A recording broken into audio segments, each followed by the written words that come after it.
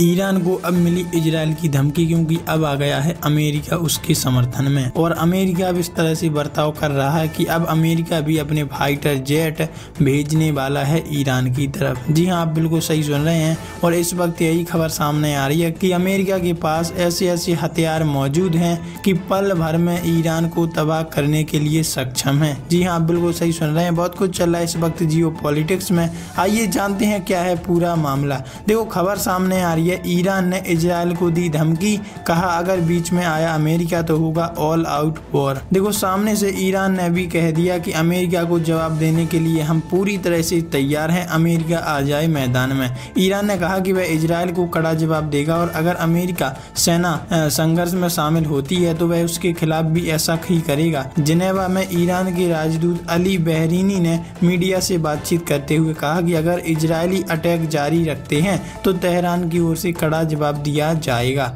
Israel को दी धमकी, Iran ने इजराइल को दे डाली धमकी। ईरान ने इजराइल को अमेरिका को धमकी दी है। उसने इजराइल से कहा कि अगर अमेरिका युद्ध के मैदान में कूदता है तो फिर ऑल आउट वॉर होगी। हम जानते हैं भारत हमारे साथ। इजरायली राजदूत ने कहा कि हम जानते हैं कि भारत हमारा साथ देगा और वह हर हालत में हमारा साथ देगा। भारत इजराइल के राजदूत कोबी सोसनी ने कहा कि भारत की तरह इजराइल में भी कोई विवाद नहीं है, हर कोई सरकार के फैसले का समर्थन करता है। हमें शांति से रहने के लिए बदलाव करना होगा, इसके लिए कीमत भी चुकानी होगी। मुस्लिम देशों से मिल रहा समर्थन यह दर्शाता है कि वे समझते हैं कि ईरान मध्य पूर्व में नकारात्मक भूमिका निभाता है। हमें बस भारत से प्यार चाहिए। हम नहीं चाहते कि भारत इस ऑपरेशन का हिस्सा बने। हम जानते हैं कि भारत हमारे साथ है। इस बीच रिपोर्ट आ रही है कि इजराइल और ईरान के बीच चल रहे युद्ध की वजह से लोग तेहरान को खाली कर रहे हैं। तेहरान के लोग अपनी गाड़ियों से शहर से बाहर निकलने की कोशिश कर रहे हैं, लेकिन भयंकर ट्रैफिक जाम लग चुका है।